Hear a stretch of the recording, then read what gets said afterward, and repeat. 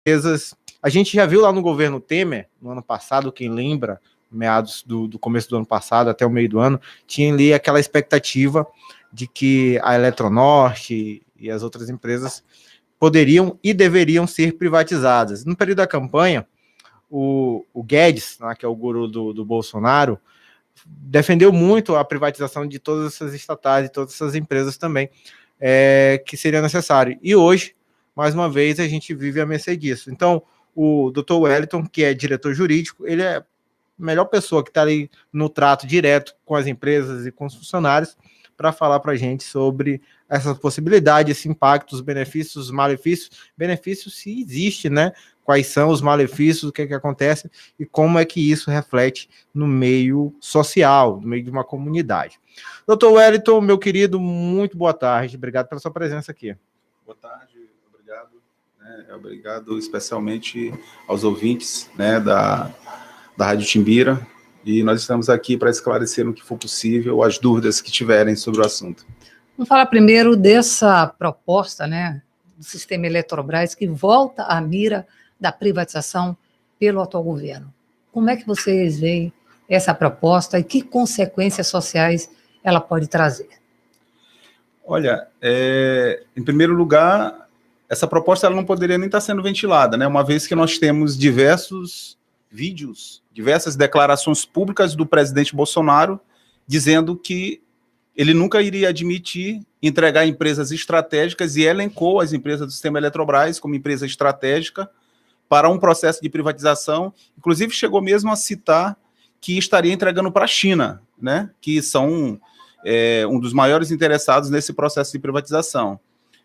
Nós não gostaríamos de admitir que o presidente da República, quando candidato, viesse agora descumprir uma promessa que ele fez em campanha, né? Mas, independentemente da intenção dele, do que ele prometeu na campanha, né, nós, os sindicatos urbanitários do Maranhão, vê com preocupação essa possibilidade, muito principalmente pelo fato de que vai estar, se houver uma privatização, que, como já foi dito anteriormente, é um interesse desde o governo Temer, desde agosto de 2017, quando se anunciou a ideia de privatizar as empresas do sistema Eletrobras, as empresas de geração e transmissão, nós vemos com preocupação e passamos desde aquela época a lutar dentro do Congresso Nacional contra todos os projetos de lei, quer seja na Câmara dos Deputados quanto no Senado, que falassem da privatização, né? Hoje, o processo de privatização ele vem sobre uma outra roupagem, se fala de abertura de capital das empresas, que nós não somos contrários à abertura de capital, que já existe. A Eletrobras é uma empresa de capital aberto, ela é uma sociedade anônima que tem títulos, que tem ações no mercado nacional e internacional, no nacional na Bolsa de São Paulo e no internacional na Bolsa de Nova York e de Madrid. Mas nós somos favoráveis ao processo de abertura de capital desde que a União continue sendo detentora da maioria, né, das ações ordinárias, que são as ações que determinam todo o investimento, toda a prioridade de atuação da empresa, né? Então, nós vemos com preocupação, estaremos e estamos já dentro do Congresso Nacional fazendo essa interlocução junto aos parlamentares. Porque uma das principais consequências, né, que as pessoas citam no caso da privatização, como ele acabou de anunciar agora mesmo no exterior, que estavam não para construir o Brasil, mas para desconstruir, e que venham comprar, que aqui nós estamos vendendo tudo, vendemos imóveis, vendemos 12 aeroportos, daqui 3 meses estaremos vendendo o pré-sal, estaremos vendendo petróleo, estaremos vendendo tudo. Então, ele mesmo anunciou essa venda irrestrita, e como não é novidade a questão de incluir nesses pacotes a Eletrobras, o sistema Eletrobras, essas empresas, a gente alerta, a principal consequência imediata seria o aumento de tarifa e desemprego no setor, né? O aumento da conta de luz é o primeiro reflexo, é o primeiro resultado de um processo de privatização. Que já está bem salgada, né, para o consumidor. Há de se destacar que a CEMAR, aqui no Maranhão, do Grupo Equatorial, que também é um dos grandes interessados, que pertence ao Jorge Paulo Lemann, é um dos maiores interessados na privatização da Eletrobras. Eu falei ainda agora do grupo chineses, Trigorg, State Grid, e o grupo brasileiro, Jorge Paulo Lemann, que é dono do Grupo Equatorial, que é detentor da SEMAR, é um dos maiores interessados. E, não por coincidência, o Maranhão, que é um dos estados mais pobres do Brasil, tem, salvo engano, a segunda ou a terceira maior tarifa do nosso país. Então, uma privatização, ela não temos dúvida, ela significará imediatamente reajustes no mínimo de 30% do valor da tarifa, que já é a segunda ou a terceira mais alta do Brasil. Além disso, tem um processo também de desmonte do Estado brasileiro. Nós temos um material que nós elaboramos e que nós colocamos muito a questão do tripé da segurança energética, soberania nacional e redução do custo do Brasil. Porque não é só a energia elétrica, a tarifa na sua casa que vai aumentar. Lá no trabalhador rural, custo, aquelas pessoas, né, que estão lá no produção, campo, com certeza, elas vão sentir, desde quem trabalha com agricultura só para a sua própria sobrevivência, mas também os produtos brasileiros que são industrializados aqui, eles agregarão esse valor do aumento da tarifa e diminuirão a sua competitividade no exterior, porque eles vão ter que chegar com preço maior. Em cascata, também o consumidor vai sentir no bolso o aumento de muitos outros produtos, né? E esse reflexo não vai ser só na energia elétrica, no próprio preço do combustível. Por exemplo, a energia elétrica, a matriz energética, ela também precisa, o petróleo ele precisa de energia elétrica, né? Então, você já tem também um aumento de tarifa. Nós registramos 7 aumentos no mês de março, que nós ainda nem fechamos a primeira quinzena, 7 aumentos no mês de março. Vocês imaginem também a energia elétrica com preço liberado. Atualmente, no Brasil, nós temos um processo de cotização das nossas usinas. O que é cotização? O governo ele estabeleceu uma cota da qual não se pode produzir energia elétrica acima desse valor. Um dos primeiros passos de um processo de privatização que se aponta é a descotização. Hoje nós gastamos, a Eletrobras ganha em torno de 50 reais por megawatt-hora produzido. A liberação do preço aumentará esse valor para cerca de 180 a 200 reais o valor do megawatt-hora produzido. Ou seja, isso vai ser 4 vezes a mais do que já é cobrado hoje. Muito bem.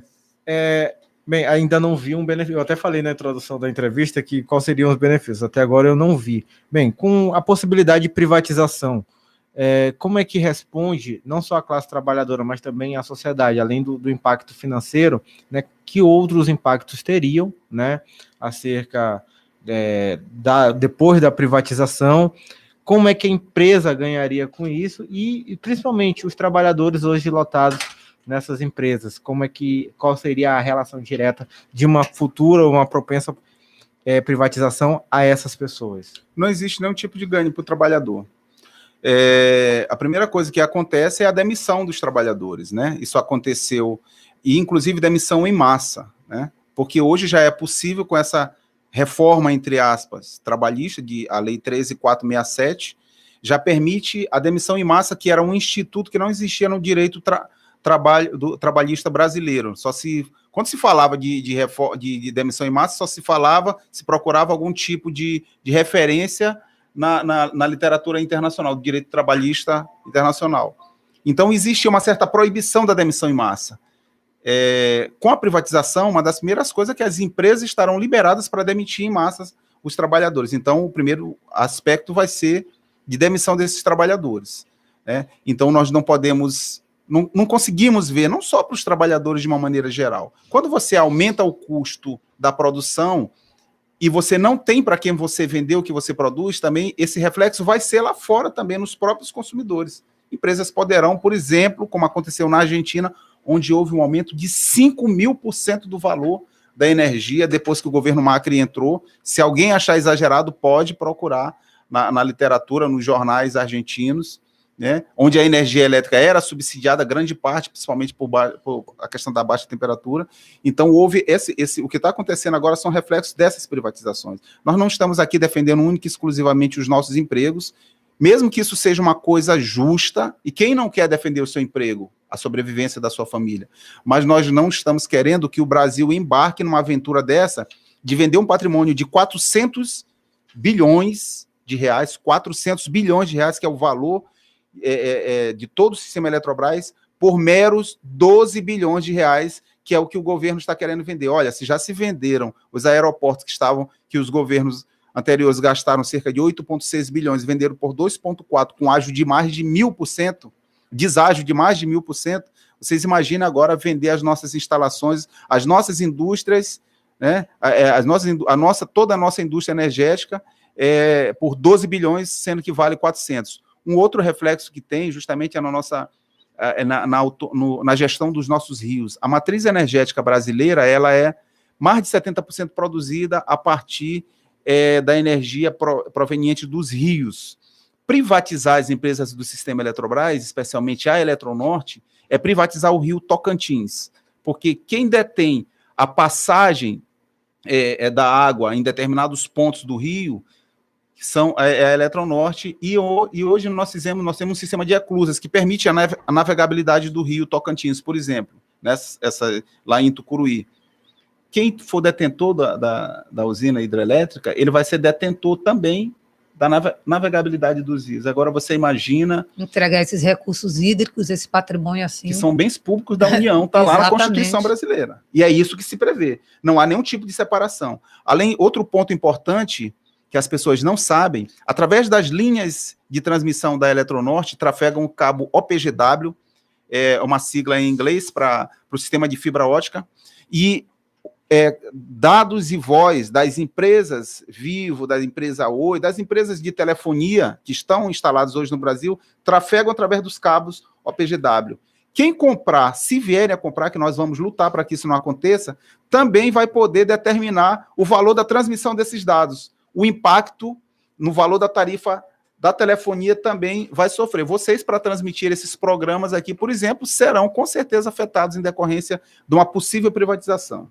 O estrago é bem maior do que a gente imagina. Muito maior. Por isso que a sociedade tem que estar sempre instada para fazer essa discussão. Nós fizemos audiências públicas no Congresso Nacional, fizemos audiências públicas aqui na Câmara dos Vereadores, e aí nós temos que ressaltar o esforço do vereador Honorato Fernandes, que promoveu 2 audiências públicas aqui em São Luís, do deputado Bira do Pindaré também, que na época deputado estadual, e do deputado Zé Inácio, que promoveram essas discussões aqui na Assembleia Legislativa à época, e do deputado Zé Carlos, que é o presidente da Frente Parlamentar em Defesa da Eletronorte, na qual nós já estamos colhendo assinaturas em Brasília. A partir de amanhã eu estou me deslocando para lá, e tem sido essa a nossa rotina desde 2017, mas nós conseguimos vitórias importantes. Eu trouxe para vocês um material que, por exemplo, é o material de divulgação do sindicato, que nós temos aqui, por exemplo, quando o Rodrigo Maia retirou da pauta do Congresso Nacional o processo de privatização. No caso, a lei 13.467, que estabelecia a tentativa de privatização da Eletrobras. E agora 13.463, e nós estamos retomando essa luta dentro do Congresso Nacional, tanto na Câmara quanto também no Senado Federal.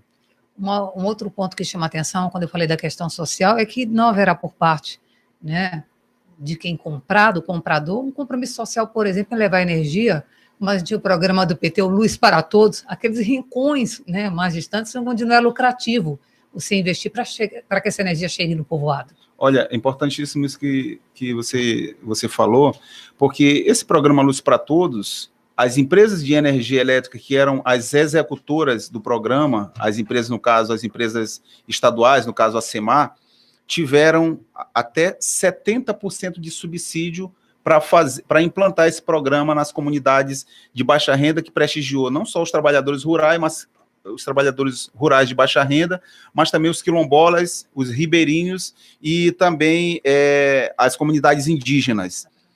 Empresa privada, ela vê única e exclusivamente o lucro. Então, podemos esquecer qualquer tentativa, qualquer sonho daquelas pessoas que ainda não foram contempladas com energia elétrica por conta desses programas, porque a empresa privada não vê essas pessoas como objetivo. Vocês já verificaram que no interior do estado, nos pontos mais longe, a telefonia, o celular não funciona, né? Por quê? Porque a telefonia é privatizada. Porque a Vivo, a Oi, qualquer que seja, claro, eles não têm nenhum tipo de objetivo de levar sinal de telefonia celular, onde tem 2, 3 pessoas, onde a densidade demográfica, ou seja, o número de habitantes por quilômetro quadrado é muito baixo, eles não têm nenhum interesse de colocar uma torre lá dentro do mato, como a gente pode usar essa expressão.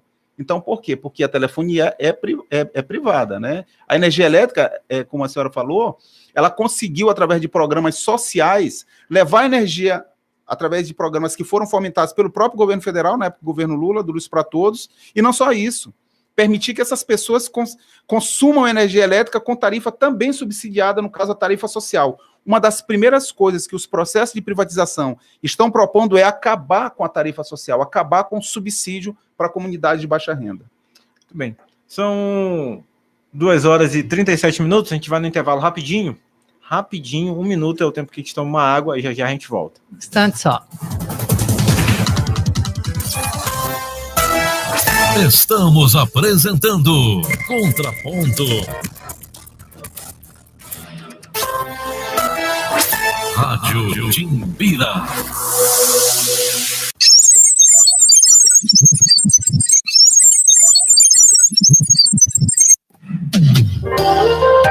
Você fica constrangido quando encontra uma pessoa com deficiência?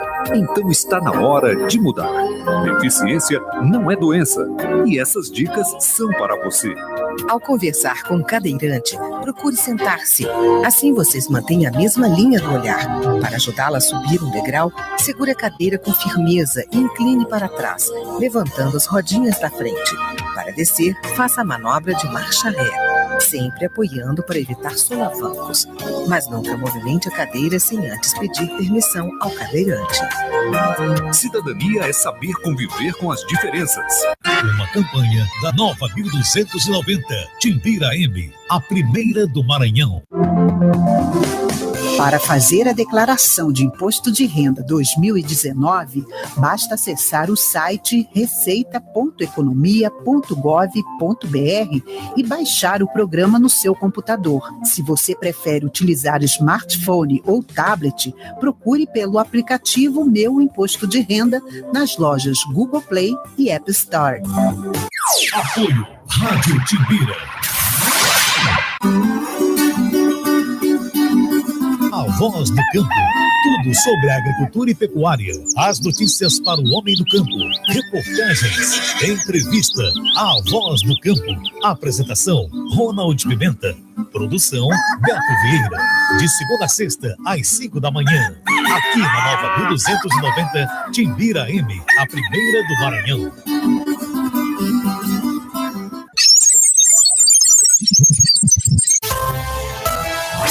Rádio Timbira. Estamos de volta. Contraponto.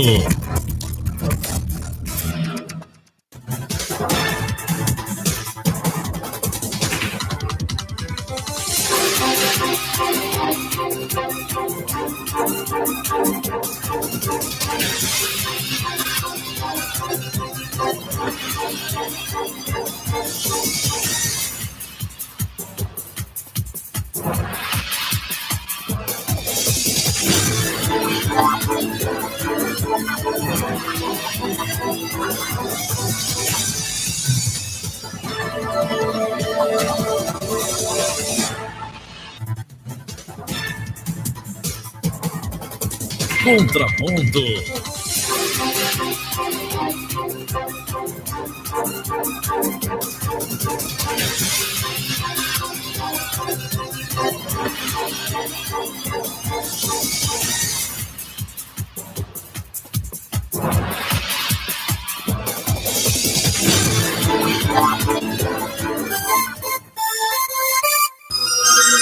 Quatorze horas e 40 minutos, eu sou Mônica Moreira Lima e você acompanha o programa Contraponto, aqui na Rádio Timbira 1290, a primeira do Maranhão. Na operação temos aqui Cleubert Costa e hoje estamos entrevistando o Wellington Araújo Diniz, que é advogado e também diretor jurídico do Sindicato dos Urbanitários aqui do estado do Maranhão.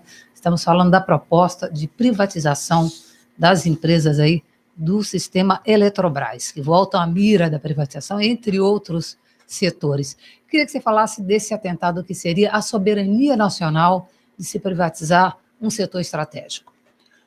Eu falei ainda agora que os nossos rios são bens públicos da União, né? Eles estão previstos na própria Constituição brasileira, assim como os minérios, a nossa própria o mar, né? Que estão dentro das milhas estabelecidas, onde está o pré-sal, né?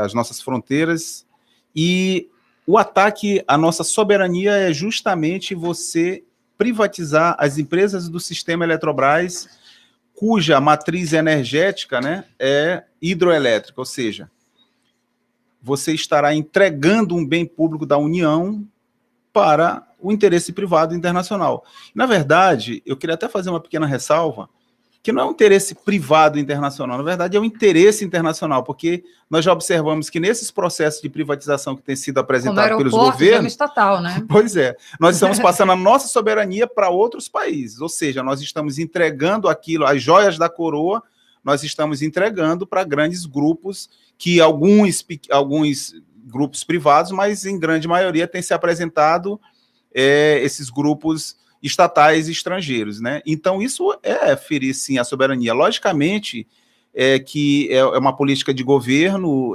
o governo atual se demonstra ser ultraliberal, foi eleito, ele é um governo que está legitimado, mas, logicamente, que tem que se fazer, sim, uma discussão com a população brasileira para saber se realmente esse é o interesse da população, mas uma discussão que envolva todos os agentes, como nós temos feito no último ano dentro do Congresso Nacional, nas audiências públicas, e nós achamos muito importante que essas audiências públicas elas continuem acontecendo, não só no Congresso, mas também aqui nas assembleias legislativas, nos estados e também nas câmaras de vereadores, né? Porque se trata sim, de soberania nacional, de você flexibilizar a autonomia, né, a soberania que o nosso Estado tem de poder dizer como vai ser a sua produção. Quando você coloca a energia elétrica, que é algo tão importante para que uma nação se torne autônoma e ela consiga, por exemplo, produzir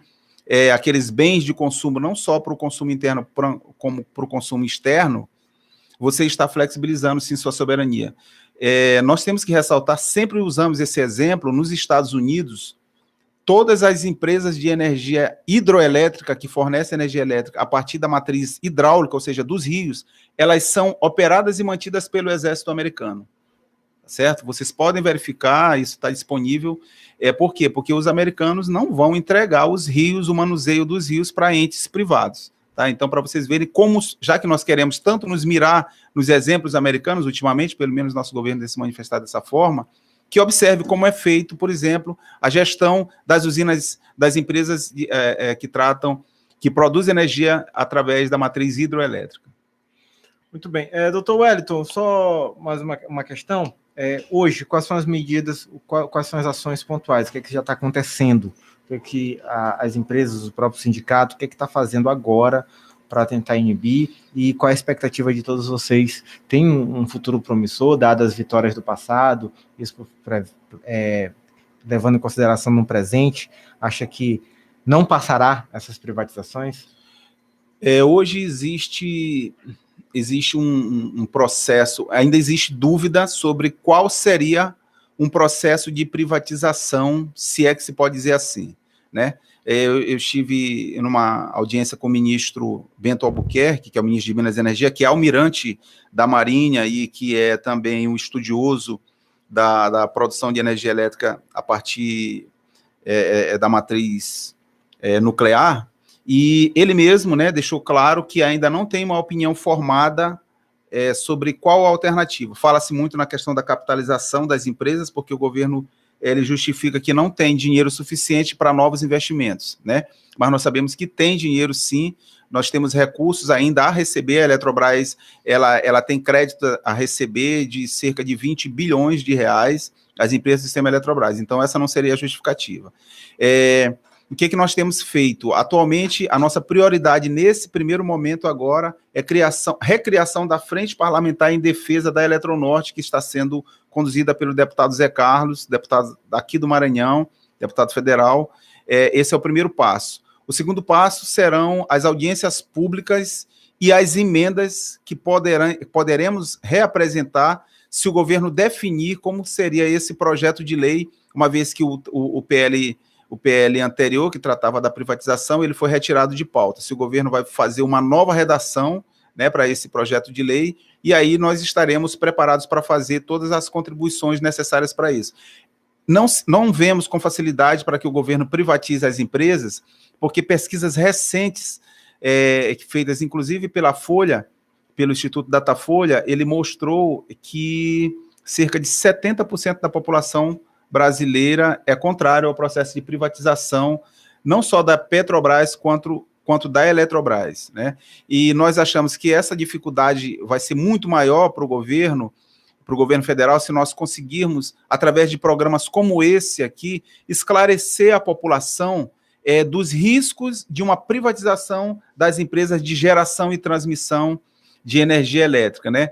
Nós podemos dizer que hoje, quando se fala em privatização aqui no Brasil, a maioria das grandes nações do mundo estão estatizando empresas como, por exemplo, as empresas de geração e transmissão de energia elétrica. Enquanto nós estamos aqui falando de entregar as nossas empresas, no caso, tanto de empresas de geração e transmissão de energia elétrica, como de produção de petróleo, as maiores economias do mundo estão estatizando ou reestatizando. Não é por acaso que a Espanha veio aqui comprar os nossos aeroportos. Ou seja, se eles quiserem, por exemplo, matar o nosso saindo um pouco, se eles quiserem acabar com o nosso turismo, eles podem, por exemplo, restringir o número de aviões que vão fazer o processo de pouso e decolagem nos aeroportos, por exemplo, como do Nordeste. Eles compraram o aeroporto de Recife, onde é um local onde há um grande fluxo de turistas, né? Se eles, por exemplo, colocarem uma taxa para pouso e decolagem muito alta, que seja difícil que eles, por exemplo, que as empresas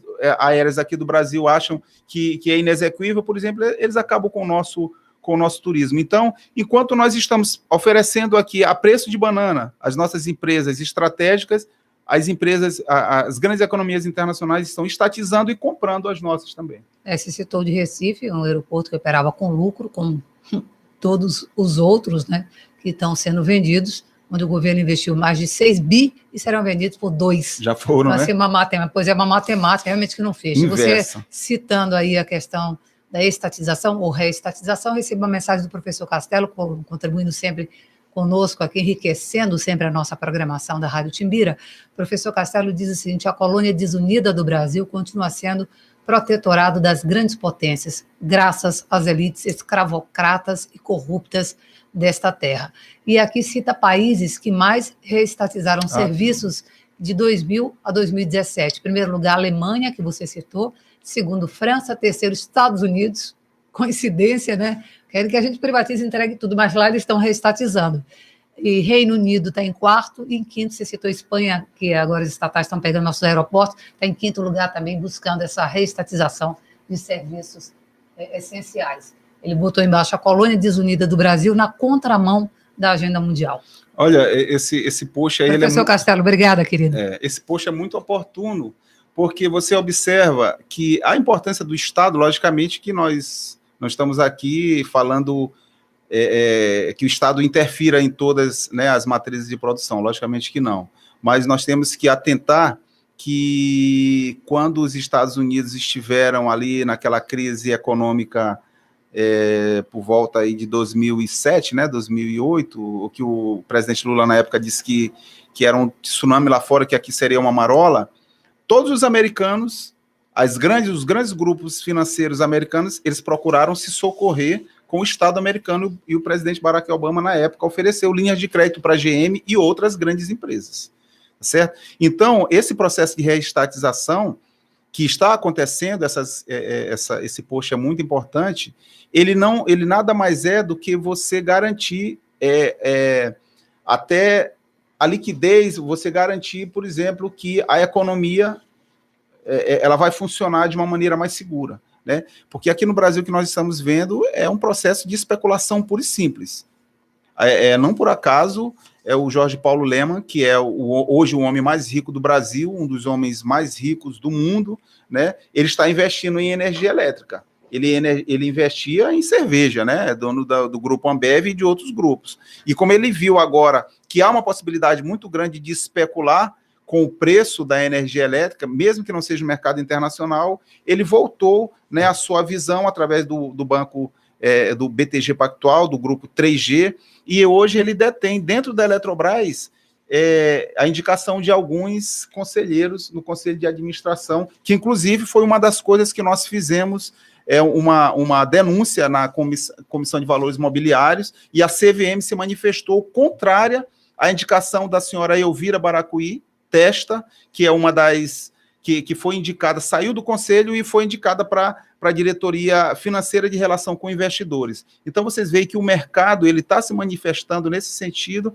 de garantir os seus interesses dentro do Estado, dentro da economia. E, olha, tenho certeza, nós não estamos dentro da matriz, dentro das prioridades que essas pessoas colocam. Eles veem o lucro pelo lucro e a privatização da energia elétrica, se vier a acontecer, infelizmente, comunidades de baixa renda, pessoas que têm baixo poder aquisitivo, elas vão estar privadas de receber energia elétrica. E já existe até alternativas. Em alguns estados aqui no Brasil, em algumas cidades, já está se fazendo a energia pré-paga.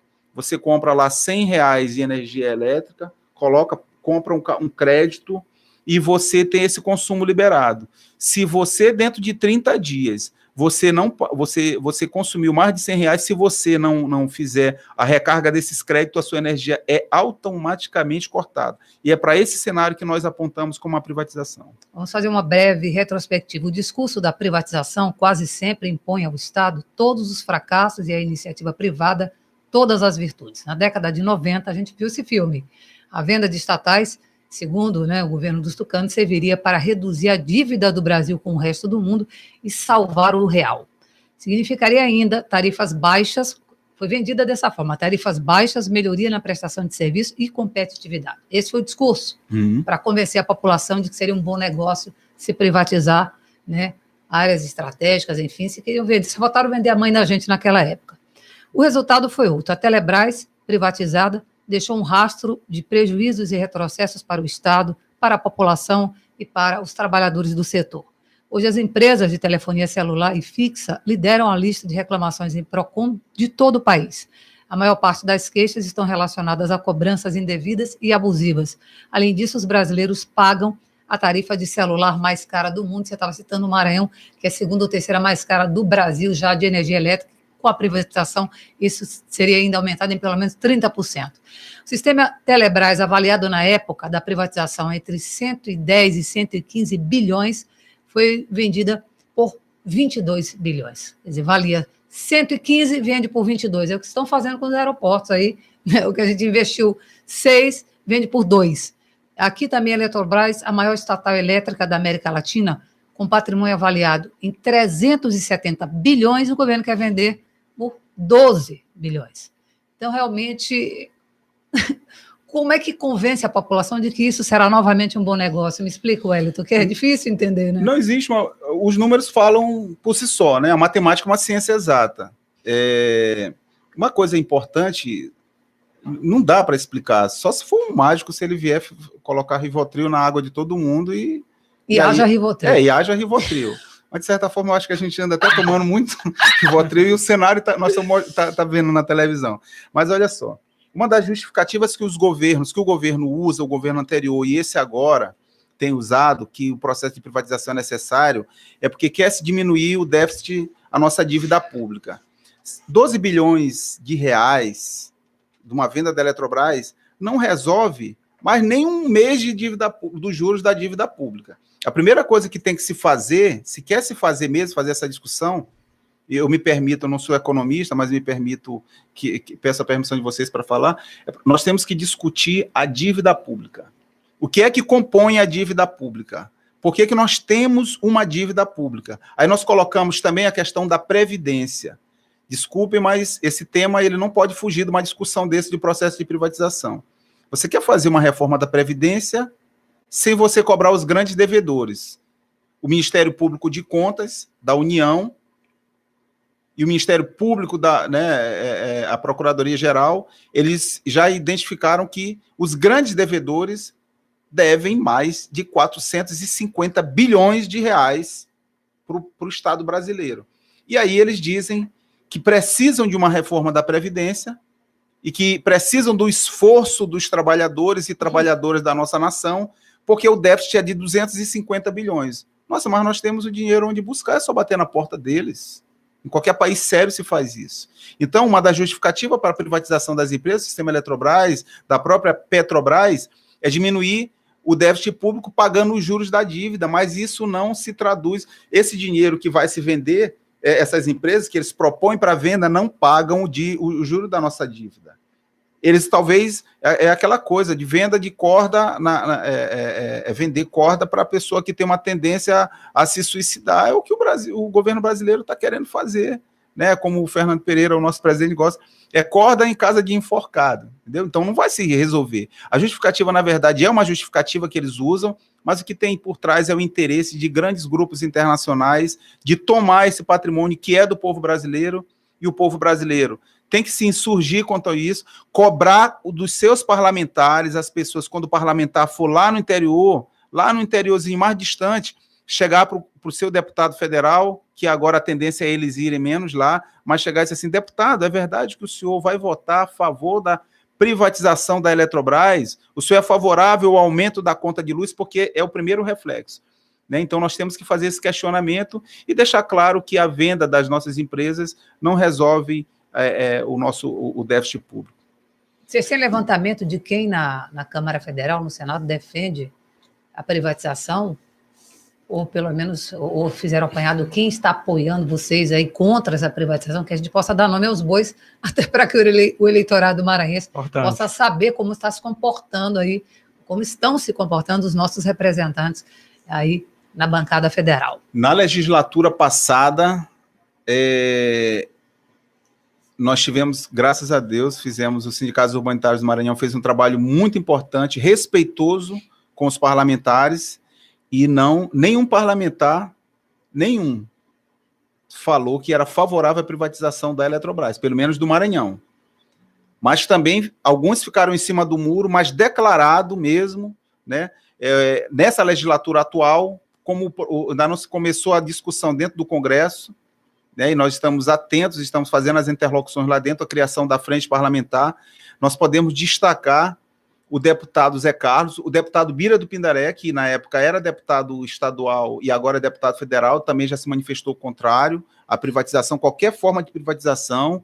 Eu creio que também o deputado Márcio Gerri também é contrário a essa privatização, a senadora Elisiane também já se manifestou contrário, e dos senadores, o Everton Rocha nos ajudou muito no ano passado, priorizando dentro das comissões da minoria, ele também é contrário à privatização. Nós não sabemos, por exemplo, a posição do senador, o senador Roberto Rocha. Tivemos uma reunião com ele no ano passado, mas nós aproveitamos agora para saber da manifestação clara, porque nós vamos fazer o seguinte, nós vamos colocar nos outdoors, vamos voltar a colocar nos outdoors quem são os parlamentares que são contra e que são a favor do aumento da conta de luz. Isso aí podem ter certeza que vamos fazer. Muito bem. Vocês têm marcados aí para os próximos dias alguma audiência pública, alguma coisa? Nossos ouvintes que queiram acompanhar mais de perto, como é que faz para saber, para acompanhar todo esse processo e ajudar se quiser? Nós ainda não temos audiências públicas marcadas para esse mês de março em relação à energia elétrica, mas em relação à água nós estaremos realizando um debate importantíssimo, salvo engano, na próxima sexta-feira, no período da tarde, na Assembleia Legislativa, que é o Dia Mundial da Água. Nós estaremos discutindo a situação, o Dia Mundial da Água, a situação do fornecimento de água na nossa capital, em todo o nosso estado, o tratamento de esgoto, porque também é um ponto muito importante que a população está antenada. Então, em relação a audiências públicas, nesse primeiro momento, nós estaremos tendo, sim, essa audiência pública na Assembleia Legislativa, que ela está sendo conduzida foi a pedido do deputado do PT do Maranhão, o deputado estadual... Zé Carlos? Não, o...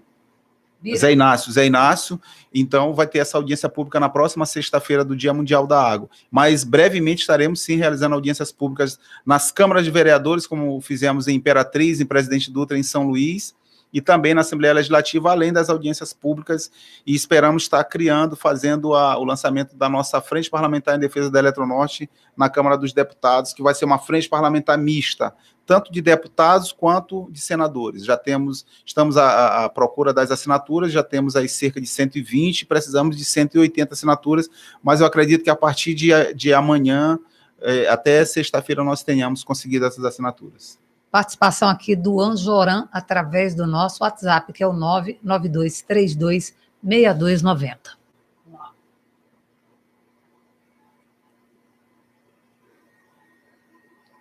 Tá fechado ali, né? Espera o operador que foi passear. Deve estar fechado lá.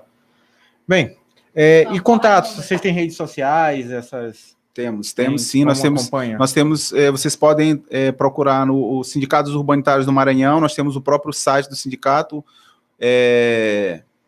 urbanitários.org.br, é o site dos sindicatos urbanitários, e vocês podem procurar no Estil Maranhão, o Estilma.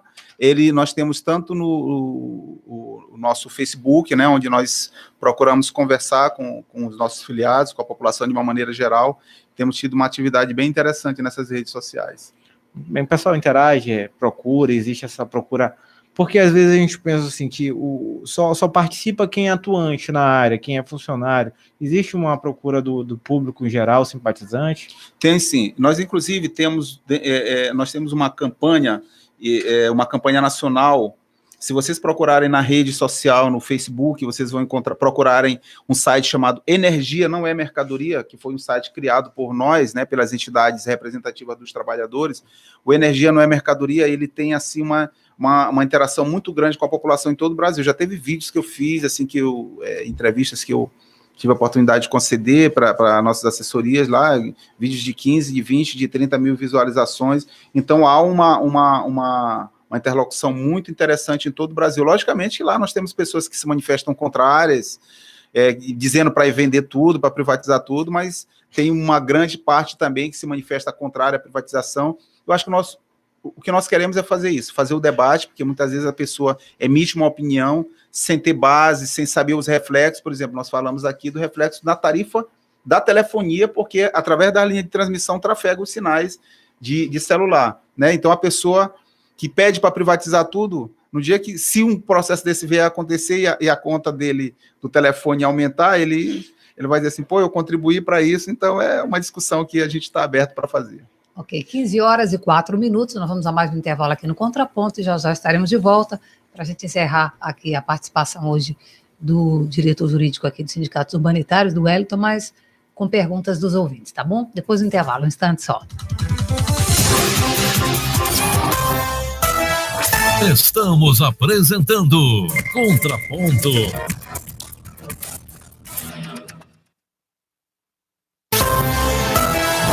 Rádio Timbira.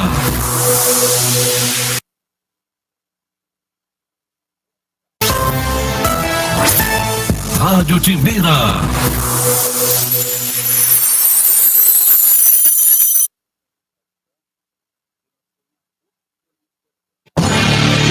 Maranhão informa. A mexicana América Móvil, dona da Claro aqui no Brasil, anunciou nesta semana que fechou um acordo para comprar a Nextel Brasil. Pelos termos do acordo, as atuais controladoras da Nextel, a NIL e a AU Brasil Holdings, concordaram em vender suas participações totais na empresa por cerca de 3,47 bilhões em bases livres de dívidas. Pelos termos do negócio, a América Móvil vai ser a única controladora da Nextel Brasil após a transação.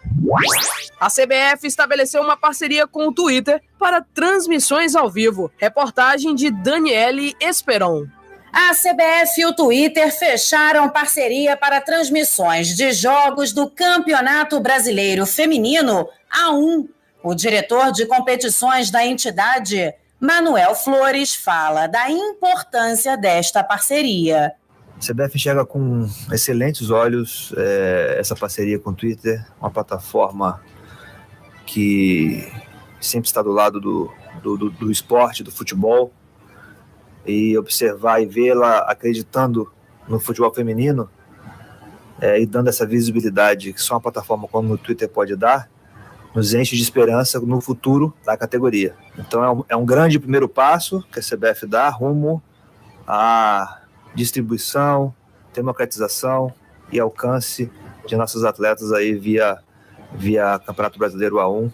O primeiro jogo com transmissão ao vivo foi a vitória do Corinthians por 4-1 na Ponte Preta no último sábado. Já nesta transmissão, mais de 150 mil torcedores acompanharam ao vivo. A cada rodada do Brasileirão Feminino A1, um jogo será transmitido. e será divulgado nas redes sociais da Confederação Brasileira de Futebol. Para assistir, basta acessar a conta do Brasileirão Feminino no Twitter, que é o @BRFeminino. As partidas estarão disponíveis para usuários e não usuários do Twitter. O Maranhão Informa tem produção e apresentação de Kessia Carvalho e edição de Tayane Maramaldo.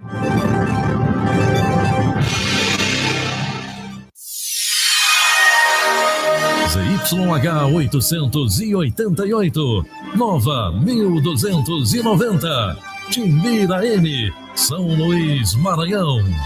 É mais informação no ar. Nova 1290, Timbira M. 24 horas por dia de jornalismo, esporte e cultura. Rádio Timbira.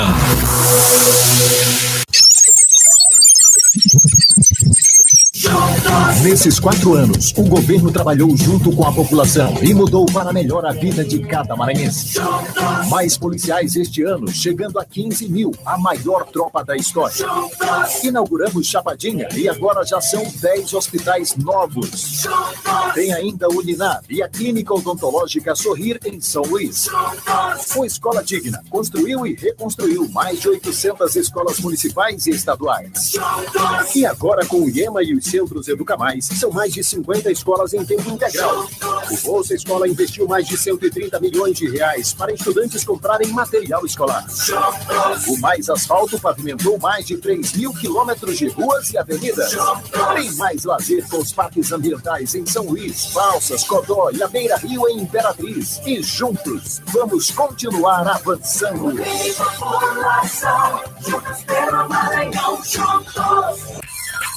Estação que inspira beleza.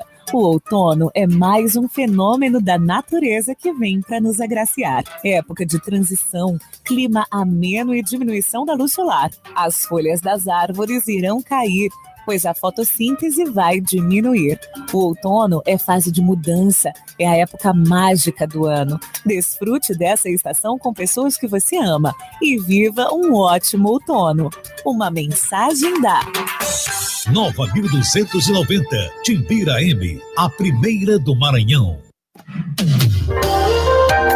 Você fica constrangido quando encontra uma pessoa com deficiência? Então está na hora de mudar. Deficiência não é doença.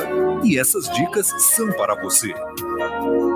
Nunca, em nenhuma hipótese, nem por um segundo, estacione na vaga reservada para pessoas com deficiência ou ao lado de vias rebaixadas. Você gostaria que construíssem um muro na porta da sua garagem?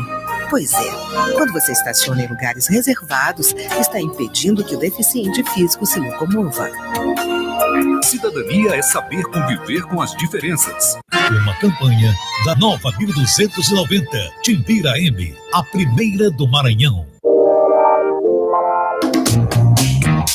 Com Saúde, o seu escritório de bem-estar e saúde. Entrevista, reportagens e dicas para você viver bem com saúde. Com Saúde, de segunda a sexta, às 10h30 da manhã. Apresentação, Aécio Mac e Amanda Couto. Com Saúde, aqui na Nova 1290, Timbira M, a primeira do Maranhão.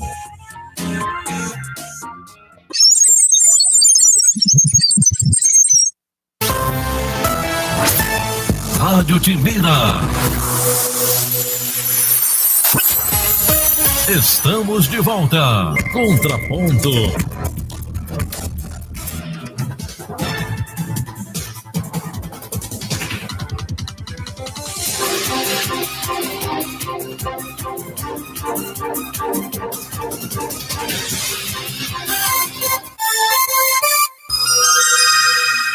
Horas e 11 minutos, programa Contraponto, ao vivo, aqui eu, Mônica Moreira Lima, Renato Júnior na apresentação, Iveson Lima de férias, em Nova York, muitíssimo bem acompanhado, né?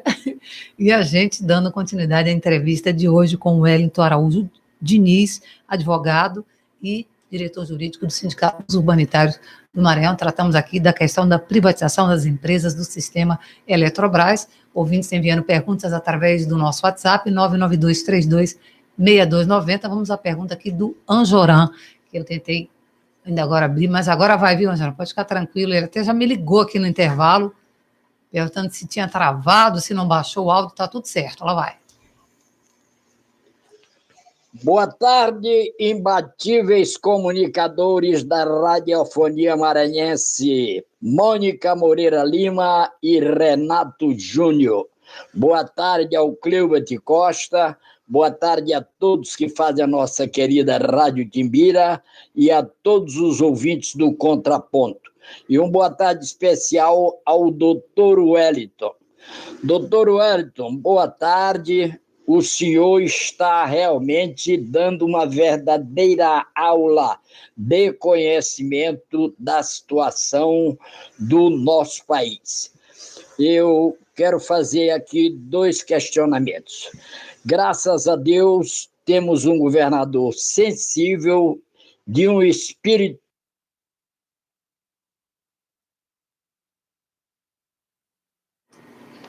Um probleminha aqui no WhatsApp. Caiu aqui o sinal, mas chegou a fazer a pergunta? Não. Anjoran, só uma dica assim, ó. Faz logo a pergunta, porque aí se tiver problema de novo, a gente já fez a pergunta, tal. Tá certo? A gente pede para os nossos ouvintes, quando mandarem perguntas, né? Não se alonguem na introdução, seja um objetivo, digam o seu nome, de onde você está falando e manda a brasa. Não, eu quero saber isso aqui, porque o céu é azul e parará e parará. Tá certo? Muito bem. Infelizmente, a gente vai ver se a gente consegue recuperar, mas de qualquer forma a gente se adianta aqui com o Dr. Wellington, agradecendo a presença dele aqui, desejando bastante sorte nessa luta, nesse trabalho. A gente sabe que não é fácil, mas é necessário que existam homens como o senhor e como toda a classe que lutem e briguem e vá à luta contra essas injustiças que infelizmente vêm de quem deveria nos defender, né? Olha, Renato, Mônica, eu agradeço o espaço que vocês estão dando para os sindicatos urbanitários do Maranhão, a oportunidade dos trabalhadores e trabalhadoras das empresas do setor elétrico nacional, da empresa Sistema Eletrobras, em especial aqui da Eletronorte, e é uma oportunidade de nós expressarmos e divulgarmos a nossa luta, né? Eu acho que age por esses princípios, os sindicatos urbanitários do Maranhão também age pelo princípio de que o serviço público, logicamente, que ele tem que ser de qualidade, e nós trabalhamos, a Eletronorte é uma empresa premiada internacionalmente, uma empresa detentora de talentos individuais, talento coletivo, no negócio de geração e transmissão de energia elétrica, usamos tecnologia de primeira qualidade, de primeiro mundo, nós temos trabalhadores com trabalhos premiados também internacionalmente, e os nossos indicadores de desempenho, que são medidos pela Agência Nacional de Energia Elétrica, nos colocam entre as melhores empresas do setor elétrico nacional, tá certo? Então, não tem por que privatizar nossas empresas. A Eletrobras, a Eletronorte vai dar um lucro de mais de 2 bilhões de reais, vai dar um lucro de mais de 2 bilhões de reais esse ano, mais de 2 bilhões. Desse valor, uma parte será distribuída em dividendos por seus acionistas, e os acionistas, não só os acionistas privados, mas também a população, de uma maneira geral, que vai receber, o governo vai receber esses dividendos e vai aplicar, lógico, e tem que aplicar em benefício da população, que é o maior investidor. Né? Então, nós temos aqui, sim, que preservar as nossas empresas públicas. Vamos aqui, então, agora a pergunta do Anjoran. Agora vai, vamos lá. Boa tarde, imbatíveis comunicadores da radiofonia maranhense, Mônica Moreira Lima e Renato Júnior. Boa tarde ao Cleubert Costa, boa tarde a todos que fazem a nossa querida Rádio Timbira e a todos os ouvintes do Contraponto. E uma boa tarde especial ao Dr. Wellington. Dr. Wellington, boa tarde. O senhor está realmente dando uma verdadeira aula de conhecimento da situação do nosso país. Eu quero fazer aqui 2 questionamentos. Graças a Deus, temos um governador sensível, de um espírito humanitário elevadíssimo que se preocupa com o nosso Estado e o nosso povo. Tanto é que a sua maior obra é cuidar das pessoas. Parabéns, governador Flávio Dino. Mas o meu questionamento é o seguinte: há uns dias atrás, o professor Nascimento Moraes relatou uma frase de Deodoro da Fonseca e que, ao meu ver, está chegando a essa realidade. É porque o governo Bolsonaro está caminhando para esta situação. A frase de Deodoro da Fonseca é a seguinte: um dia a República será uma grande desgraça na vida política da sociedade brasileira. Do jeito que as coisas estão transcorrendo, eu até acredito que chegue a esse ponto, mas que Deus mude a direção deste país. Eu pergunto a Vossa Senhoria, pelo seu alto grau de conhecimento, o senhor acredita nessa frase, que um dia a República será uma grande desgraça na vida política da sociedade brasileira? Um grande abraço, boa tarde a todos e que Deus abençoe o Brasil e o Maranhão. Anjoran, o anjo amigo do rádio. Posso responder? Fique à vontade. Em primeiro, agradecer, né, a pergunta, mas eu gostaria de fazer justiça também, independentemente de estar aqui na Rádio Timbira, fazer justiça ao governador Flávio Dino, que assinou a carta compromisso contra a privatização da Eletrobras e da própria Eletronorte, uma oportunidade que eu tive de ir para... Eu estava indo para Brasília e, por acaso, o governador sentou ao meu lado, né, num voo da Gol, e eu rapidamente aproveitei aquele momento e pedi o compromisso dele contra a privatização da Eletronorte. Ele imediatamente, ele até disse, mas eu já assinei. Eu falei, não, o senhor assinou da Chesf, no encontro dos governadores do Nordeste, que foi lá em Salvador. Aí ele falou, não, sem problema nenhum, e nós tivemos audiência com ele, e ele assinou uma carta aberta contra a privatização da Eletrobras e da própria Eletronorte. Então eu quero fazer justiça a esse compromisso que o governador assumiu contra a privatização das nossas empresas e também contra a privatização da companhia de saneamento ambiental, contra a privatização da CAEMA. Então, quero fazer justiça, queremos, em casos humanitários, fazer justiça. Sobre essa frase atribuída a Deodoro da Fonseca, eu acho até ela um pouco controversa, né? Porque ele falou que a República seria uma desgraça e foi ele que proclamou a República. Eu gostaria até de saber se foi ele mesmo que falou isso, né? Porque ele derrubou a monarquia, não é isso? Foi um dos incentivadores à proclamação da República e trouxe uma república. Mas independentemente dessa contradição e dessa frase ter sido mesmo atribuída a ele, eu sou a favor dos ideais republicanos, né? Eu vou fazer uma manifestação pessoal do Wellington Araújo Diniz. Nós estamos, infelizmente, mesmo no governo republicano que se diz, com uma monarquia instalada no Brasil, onde nós temos um rei e temos reizinhos, né? E não é possível que um presidente da República viaje e o filho despache em seu lugar, como se nós fôssemos uma monarquia.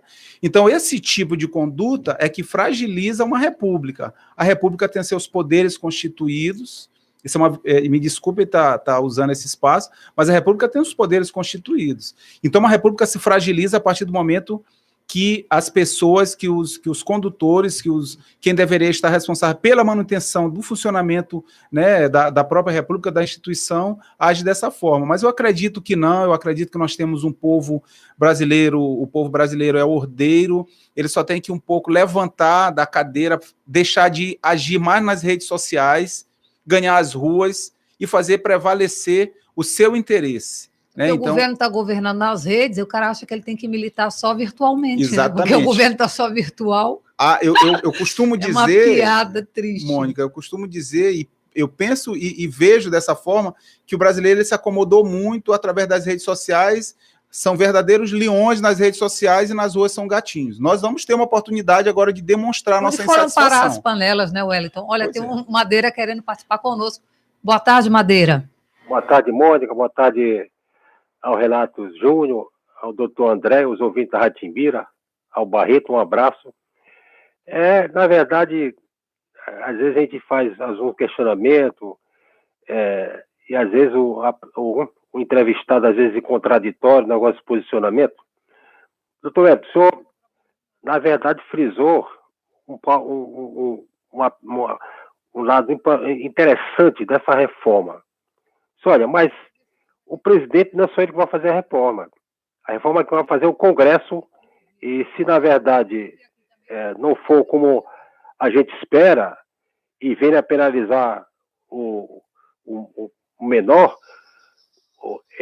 na verdade, tem que culpar não só o presidente, como o Congresso Nacional.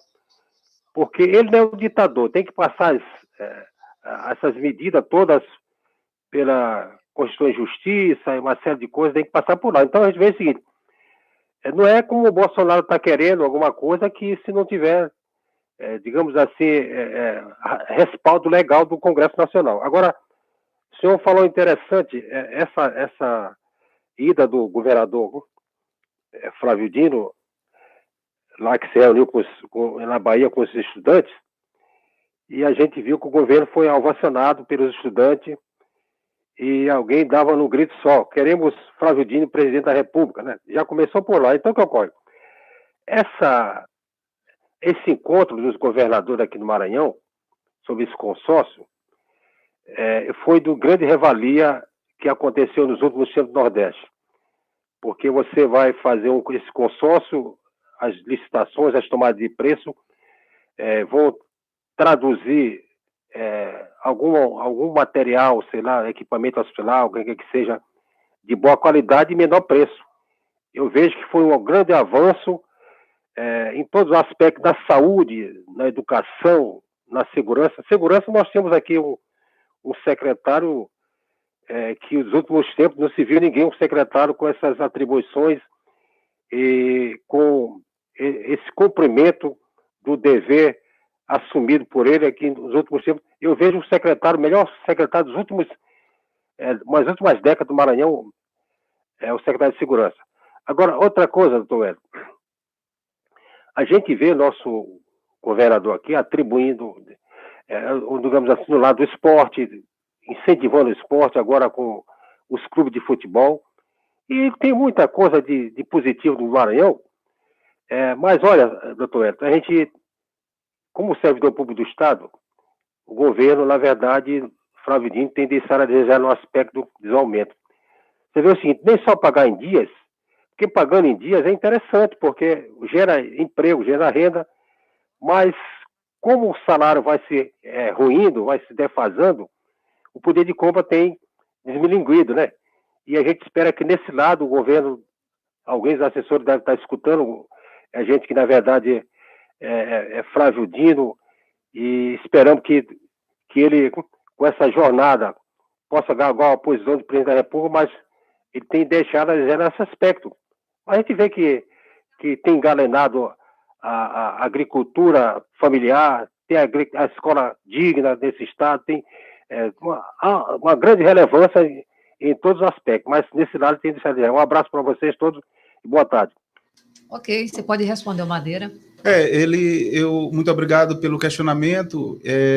De fato, o senhor está correto quando diz que o presidente ele deverá ter a chancela do Congresso Nacional para esse projeto de emenda constitucional, né, que precisa de um quórum qualificado para sua aprovação. Mas nós sabemos como os interesses, se não houver uma vigilância do povo brasileiro, a vontade do presidente ela vai se transformar em realidade muito fácil, né? Então, eu acho que fóruns como esse de discussão que nós estamos travando aqui, logicamente que não só está discutindo a questão da energia elétrica, mas também da reforma da Previdência, é uma forma de alertar a população para fazer, de verdade, uma cobrança contra os seus parlamentares, porque, na minha opinião pessoal, a reforma da Previdência, ela, por exemplo, inviabiliza o maranhense, somente o de baixa renda, a se aposentar, porque um dos primeiros critérios é a idade mínima de 65 anos, e a nossa expectativa de vida do homem, segundo dados do próprio IBGE, é de 67 anos. a expectativa de vida. Então, muitas pessoas vão morrer e não vão se aposentar. Tá? Então, uma discussão que ela é uma discussão que ela tem, mesmo sendo uma coisa nacional, mas ela tem que verificar as particularidades regionais, né? E o Maranhão seria um dos estados mais prejudicados. Outra coisa é a questão do BPC-LOAS, né? O benefício de prestação continuada, em que essas pessoas de baixa renda e que uma grande parte da população maranhense que é aposentada, ela é usuária dessa modalidade da Previdência, que é o benefício de prestação continuada, aquelas pessoas que se aposentaram por idade ou por ter algum tipo de enfermidade que a impeçam de desempenhar suas atividades. Reduzir esse valor para R$400 para as pessoas que não tiverem 70 anos também inviabiliza o uso, né, e a aplicação,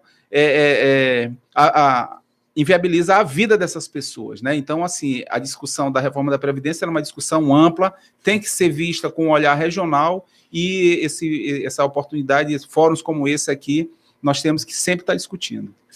Um alô especial para o Raimundo Pinto, no município de Brejo, sintonizado conosco aqui no Contraponto. Ele tem aqui uma participação aqui na entrevista. Vamos lá. Mônica e Renato, Raimundo Pinto Brejo. Essas empresas empresa oficial, que é a empresa do governo, né? Que no fundo diz que é nossa, não serve para cabide de emprego, desvio de funções delas e para corrupção, não. Raimundo Pinto Brejo de novo. Entendeu, Edson? Entendi.